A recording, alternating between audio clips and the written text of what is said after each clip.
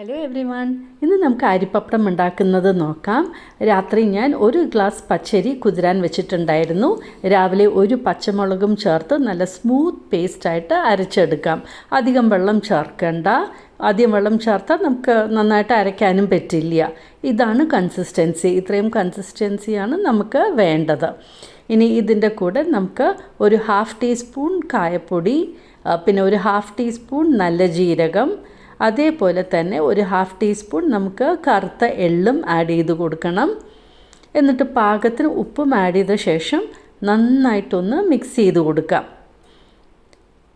അപ്പോൾ ഇപ്പോൾ ഉപ്പ് ആഡ് ചെയ്തിട്ടുണ്ട്. നന്നായിട്ടൊന്ന് മിക്സ് ചെയ്ത ശേഷം നമുക്കിത് മാറ്റി വയ്ക്കാം. ഇനി ഇതപ്പോൾ ഒരു പ്ലേറ്റ് എടുത്തിട്ട് അത് നമുക്ക് ഗ്രീസ് ചെയ്യാം. ഞാൻ വെളിച്ചെണ്ണയാണ് ആഡ് ചെയ്ത് കൊടുക്കുന്നത്. ഇത്രയും വെളിച്ചെണ്ണ ആഡ് ചെയ്യേണ്ട ആവശ്യമില്ല. ഇത് കൂടിപ്പോയി, കുറച്ചൊന്ന് കമ്മിയാക്കണം. ഞാൻ പിന്നെ ടിഷ്യൂ വെച്ച് തുടക്കുകയാണ് ചെയ്തത്. എന്നിട്ട് ഒരു ചെറിയ തവിയിൽ ഇങ്ങനെ ഒഴിച്ച് കൊടുക്കുക. നല്ലപോലെ പരത്തണ്ട, ചെറുതായിട്ടൊന്ന് പരത്തിയാൽ മതി. അത് കണ്ടമാനം തിന്നും ആക്കണ്ട. ഇനിയിപ്പോൾ സ്റ്റീം ചെയ്യാനായിട്ട് ഞാൻ ചെറിയൊരു ബോൾ വെച്ചിട്ട് അതിൻ്റെ മുകളിലാണ് എൻ്റെ പ്ലേറ്റ് വെച്ചിരിക്കുന്നത്. എൻ്റെ ഇഡ്ഡലി പാത്രത്തിലാണ് ഞാൻ സ്റ്റീം ചെയ്യണേ. ഒരു 3 മിനിറ്റ് മതി. ഒന്ന് ആവി കയറിയാൽ മതി. ഒന്ന് ആവി കയറുമ്പോഴത്തേനും കണ്ടില്ലേ, ഇങ്ങനെ ഒന്ന് അത് വെന്തിട്ടുണ്ടാകും.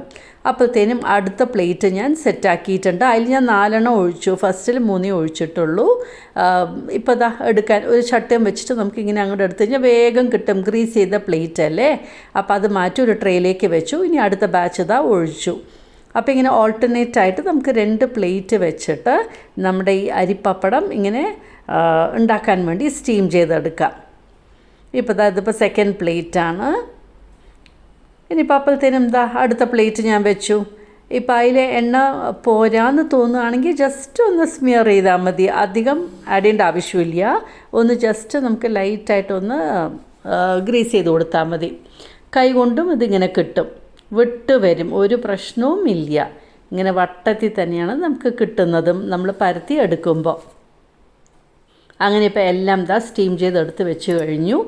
ഇപ്പോൾ നല്ല വെയിലാണല്ലോ, അപ്പോൾ വെയിലത്തേക്ക് നമുക്ക് വെച്ചാൽ മതി.